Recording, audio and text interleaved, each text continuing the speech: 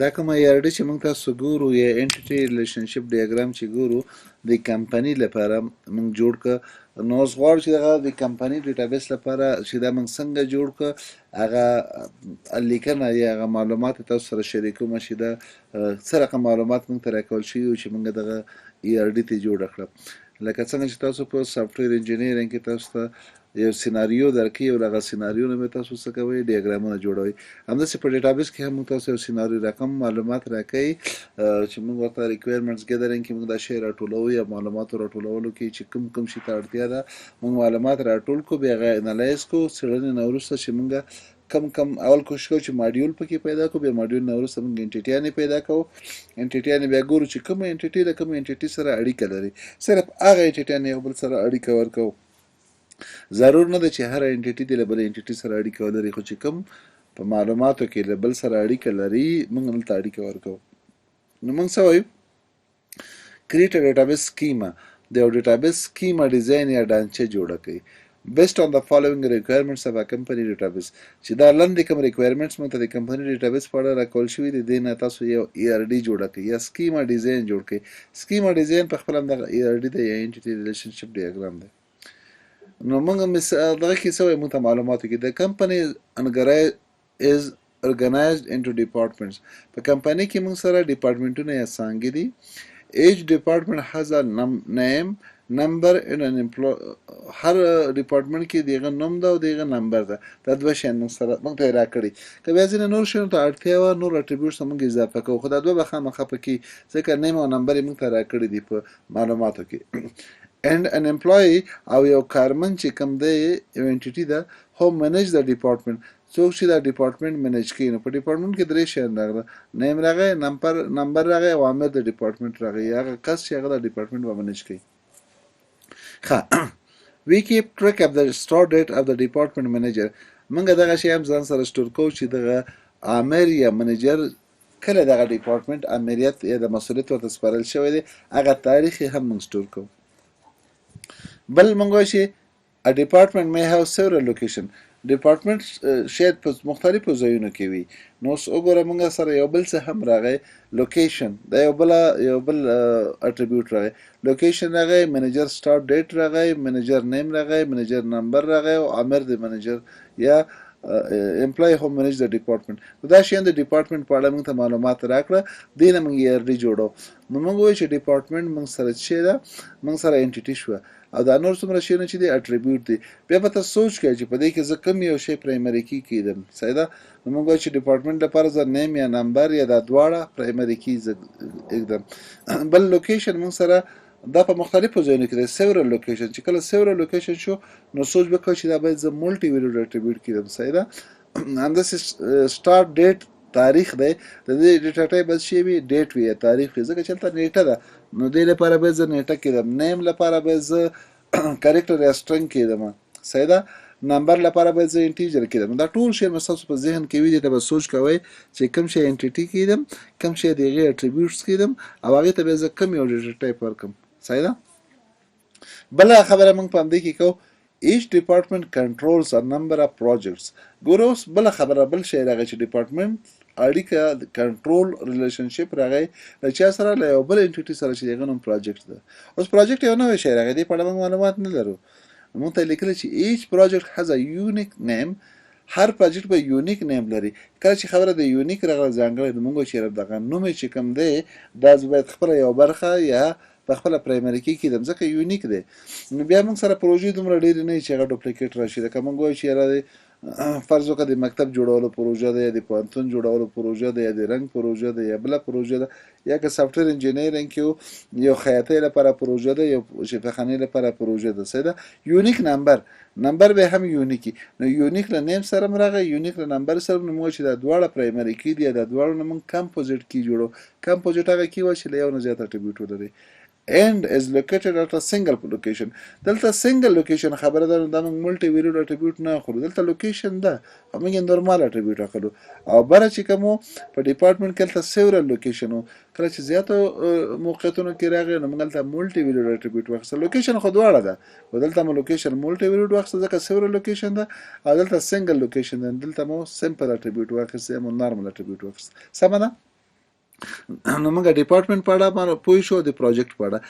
دوه انټیټیانې مو تر اوسه پورې پیدا کړي او د دې دواړو ترمنځ مو اټریبیوټ پیدا کړي او دومره هم پوهېږو چې هر ډپارټمنټ د پروجیکټ کنټرولوي صحیح ده نو یو ډپارټمنټ یو نه زیات پروجیکټونه هم کنټرولولی شي نو د ډپارټمنټ او د پروجیکټ ترمنځ موږ اړیکه هم پیدا کړه کنټرول ده او کارډینلیټي او ریشیو مو هم پیدا کړه چې یو ډپارټمنټ زیاتې پروژې کنټرولوي نو زموږ تر اوسه پورې موږ ښه روان یو سمه ده هغې نه وروسته بیا بله خبره کوو چې وي سټور ایچ امپلایز سوشل سیکیورټي نمبر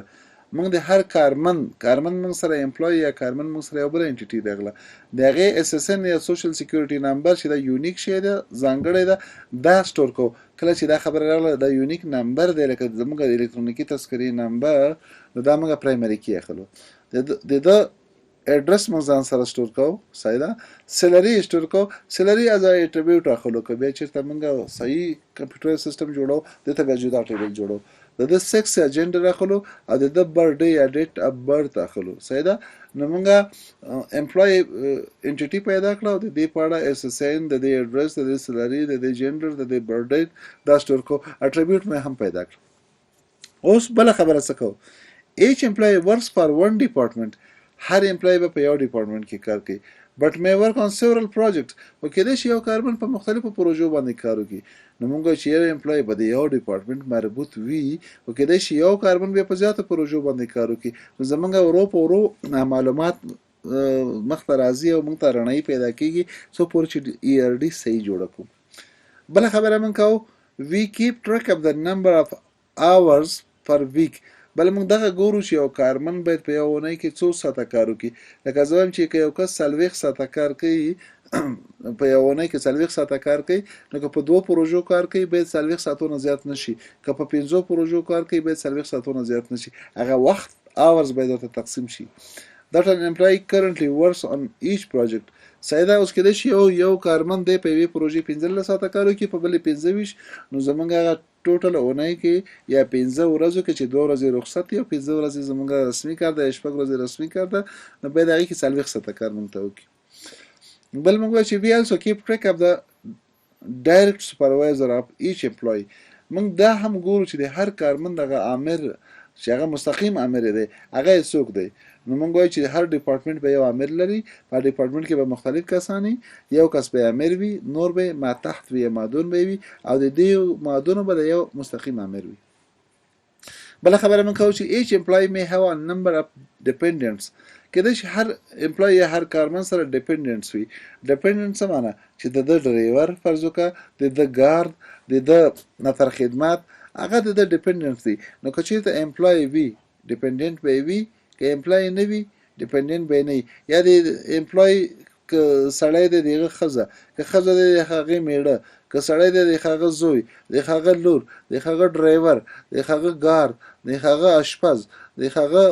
نور چې څومره هغه دی نفر خدمات چې دفتر کې ورسره کار کوي نو دا په دا ډیپندنټ دی که امپلای وو دا کارمندان به وي که امپلای نه دا کارمندان به نه وي نور څوک چې په ډیپندنټ دی نو موږ وایو چې کله دی ډیپندنټ ټیبل په هغه تکیه کړی نو دا موږ سره بل کانسپټ راغی چې دا موږ پوه شو چې دا ډیپندنټ دا ویک انټیټي ده دا سټرونګ انټیټي نه ده ولې د په امپلای چې کوم انټیټي ده په هغې تکیه کړی صحیح ده بل خبره موږ کوو چې for each dependent we keep track of their name, sex, birth date and relationship to the employee بل موږ دا وایو چې هر ډیپندنټ چې کوم دی د هغه نوم د هغه جنډر د هغه زوکړه نیټه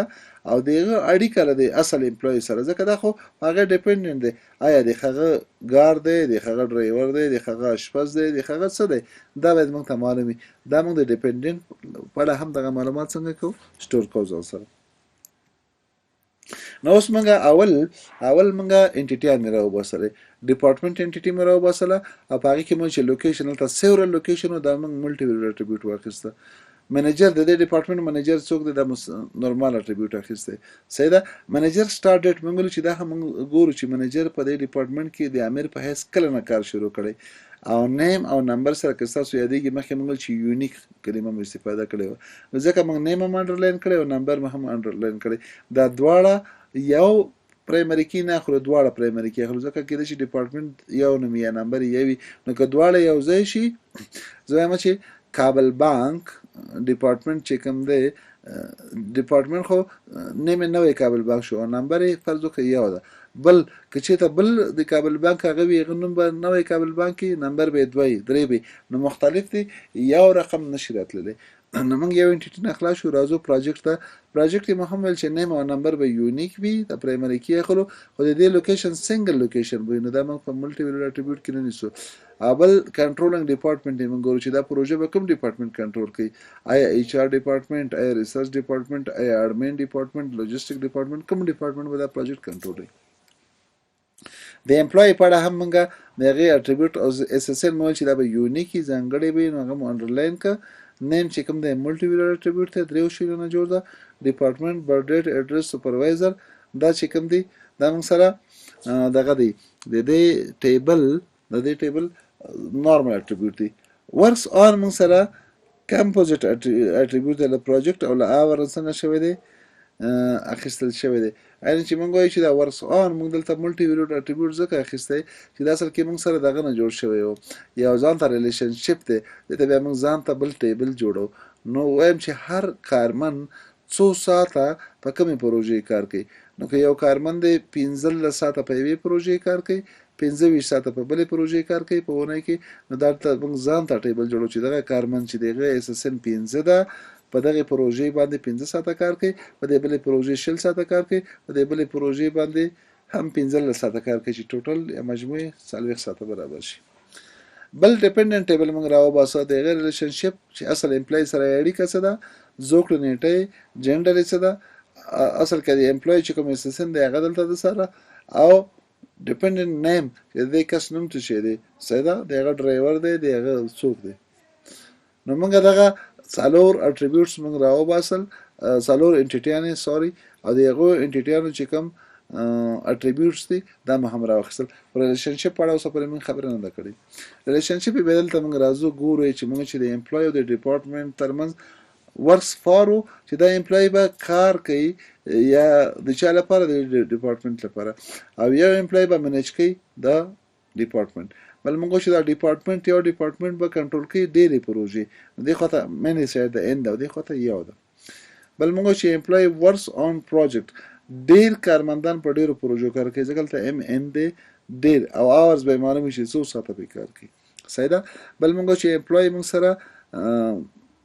ډیپندنت لري صحیح ده دا ډیپندنت د چا دی د امپلای دی صحیح ده د هغه نوم او د شنو ټولو ته معلوم دی که امپلای او ډیپندنت شته که امپلای لرل ډیپندنت سره هم خدای په معنی کو او دغه چې کوم اړیکه د امپلای له خپل ځان سره اړیکه لري چې یو امپلای را پاسيږي چې کوم امر دی سپروایزر دی هغه سپرویژن کې د چا د نورو د ما تحت یا د مادونو کسانو دغه امر دی خپل